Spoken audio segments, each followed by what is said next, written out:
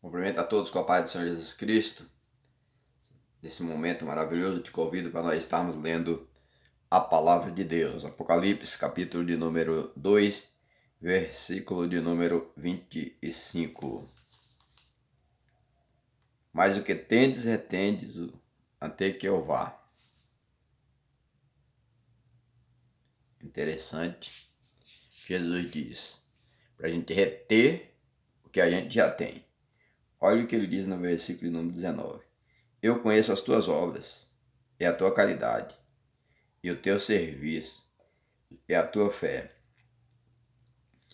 e a tua paciência, e que as tuas últimas obras são mais do que as primeiras. Então, nesse momento, Deus nos concede, estaremos meditando sobre o tema, as 7 coisas que o cristão deve ter. A primeira coisa é a fé. A Bíblia diz em Hebreus, capítulo 10, versículo 38, mas o justo viverá da fé, e se ele recuar, a minha alma não terá prazer nele. Primeira coisa é a fé. Imagina a pessoa viver sem fé. Não tem nem como, né? Pois a Bíblia diz em Hebreus capítulo 11, versículo 6, ora, sem fé é impossível agradar-lhe, porque é necessário que aquele que se aproxima de Deus creia que ele existe e que é galardoador daqueles que o buscam. A Bíblia diz em Romanos capítulo 4, versículo 20, que não duvidou da promessa de Deus por incredulidade, mas foi fortificando na fé, dando glória a Deus. Esse texto fala de Abraão, nosso patriarca, que em meio à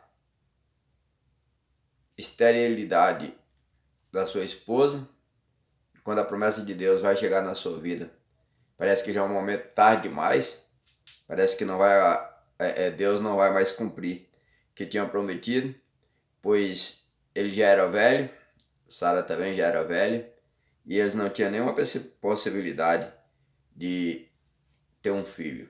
Sara não tinha nenhuma possibilidade. Então, a Bíblia diz no capítulo 4 de Romanos que Deus, ele imputou em Abraão a fé.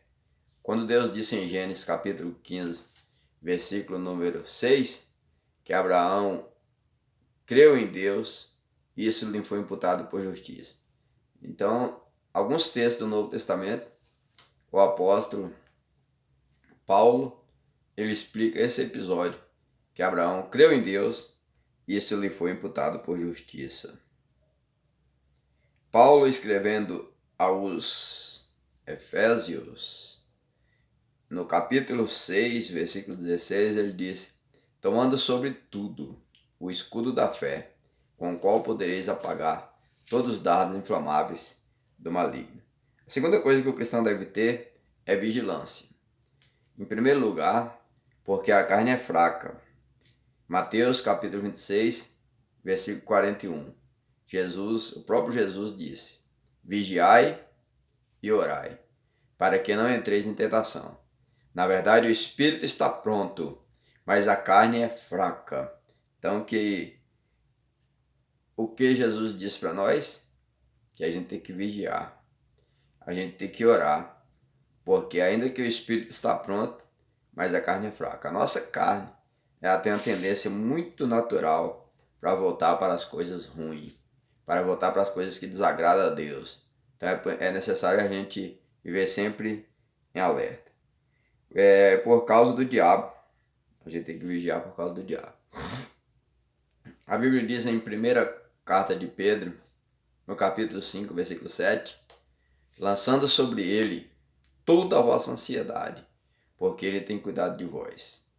Aí o versículo 8, depois que ele falar da causa, depois dele falar da ansiedade, e também dele dar uma promessa de Deus para aquele que lança sobre Deus todos os seus cuidados, ele agora disse, vigiai, sede sóbrio, porque o diabo, vosso adversário, anda em derredor de vós, bramando como um leão, buscando a quem possa tragar, ao qual resistir firme na fé, sabendo que as mesmas aflições se cumprem entre os vossos irmãos no mundo. Em terceiro lugar, é porque Cristo está voltando. Jesus disse em Mateus capítulo 24, ele faz uma comparação com a sua vinda com os dias de Noé. Interessante que Deus falou para Noé fazer a arca e Noé obedeceu. Mas Noé não tinha nenhuma evidência de que realmente a palavra de Deus ia cumprir. A mesma coisa de hoje, quando a gente fala que, quando a gente fala que Jesus vai voltar, muita gente até duvida e até zomba, porque parece esquisito dizer que a gente vai ser tomado vivo, a gente vai ser tirado dessa terra a ir morar com o Senhor. Porém, a Bíblia diz que Jesus vai voltar. E no dia de Noé foi a mesma coisa, pois não chovia, e Noé fazendo uma grande arca, porque ia haver um grande dilúvio, uma grande chuva, ia ter muitas águas sobre a terra, e só escaparia quem estivesse na arca. Então Jesus aqui, no capítulo 24 de Mateus, ele faz esse paralelo entre a sua volta e os dias de Noé. E no versículo 42 ele diz: vigiai, pois, porque não sabeis a que hora há de vir o vosso Senhor. A terceira coisa que o cristão deve ter é a palavra de Deus em sua vida. Dedicação à palavra de Deus. Primeiro, meditando. Josué, capítulo 1, versículo 8. Deus diz para Josué: não se aparte da tua boca o livro desta lei. Antes medita nele de dia e de noite, para que tenhas cuidado de fazer conforme a tudo quanto nele está escrito. Porque então fará prosperar o teu caminho, e então prudentemente te conduzirás. Interessante que esse versículo é dividido em 3 partes. Primeiro, boca, ou seja, falar. Segundo, mente, meditar. E aí ele disse: não se aparte da tua boca o livro desta lei. Aí no versículo, na parte B do versículo, ele diz: antes medita nele de dia e de noite. Ou seja, a sequência seria meditar, falar e também praticar. O melhor mesmo seria meditar, segundo, praticar, e a parte B do versículo diz: para que tenhas cuidado de fazer conforme a tudo quanto nele está escrito. E só então, depois que eu meditar, praticar e depois falar, é que vem uma promessa muito poderosa para a nossa vida, onde Deus diz assim: porque então fará prosperar o teu caminho, e então prudentemente te conduzirás. Quando eu medito na palavra, pratico a palavra e falo a palavra, eu tenho a promessa do que a minha vida vai prosperar. As coisas vão acontecer. Deus vai fazer fluir aquilo que Ele colocar sobre as minhas mãos. E a segunda promessa que Deus nos faz para quem medita na palavra, para quem pratica a palavra e para quem fala a palavra, é decisões prudentes. E Ele diz: prudentemente te conduzirás. Devemos decorar a palavra de Deus. Salmo 119, versículo 11 diz: escondi a tua palavra no meu coração, para não pecar contra ti. Mateus capítulo 7, versículo 24, disse: aquele, pois, que ouvir estas minhas palavras e as praticar, compará-lo-eu ao homem prudente, que edificou a sua casa sobre a rocha. Correram rios, e assopraram o vento, e combateu aquela casa, e não caiu, por conta estava edificada sobre a rocha. A quarta coisa na vida do cristão é oração. A Bíblia diz em Efésios 6:18 que nós devemos orar em todo o tempo. A quinta coisa que o cristão deve ter é o amor de Deus, amando ao Senhor de todo o coração. Mateus capítulo 22, versículo 37. A sexta coisa que o cristão deve ter é esperança. Jeremias 17, 7 diz: cuja esperança é o Senhor. E a sétima coisa que o cristão deve ter é confiança. Confiança.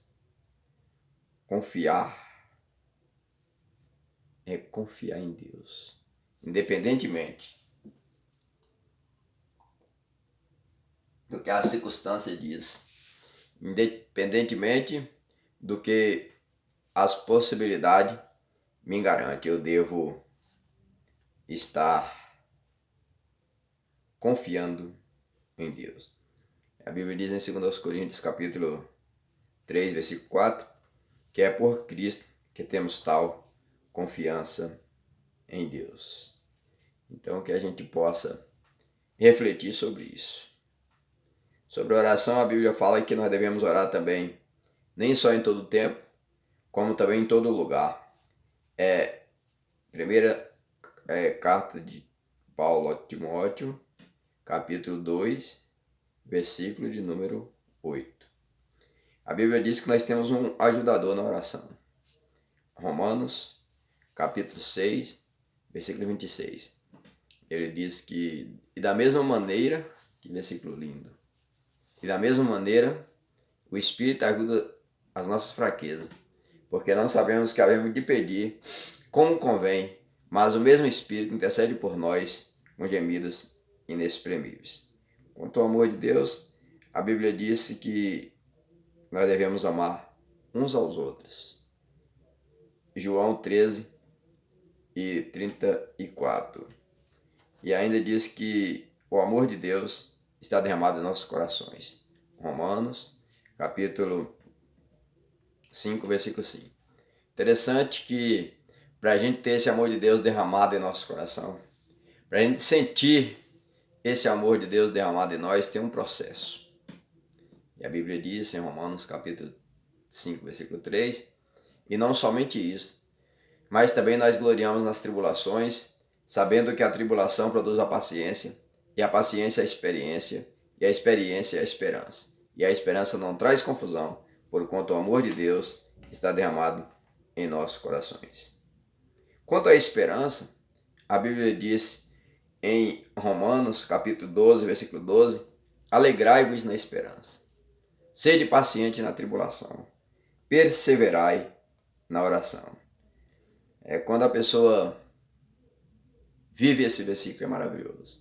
Esse versículo é um início de um grande avivamento na vida do crente, um grande renovo, um grande retorno à presença de Deus, pois se ele está alegre por causa da esperança, a tribulação vai vir, mas ele vai ser paciente e não vai desanimar, mas vai perseverar em oração. A Bíblia ainda diz que em 2 Coríntios, a Bíblia diz, capítulo 3, versículo 12, tendo, pois, tal esperança, usamos de muita ousadia no falar. Sobre a confiança, a Bíblia disse que a misericórdia do Senhor cerca aqueles que confiam em Deus. Maravilhoso, né? A Bíblia disse que o ímpio tem muitas dores, mas os que confiam no Senhor, a misericórdia o cercará. Salmo 32, versículo 10.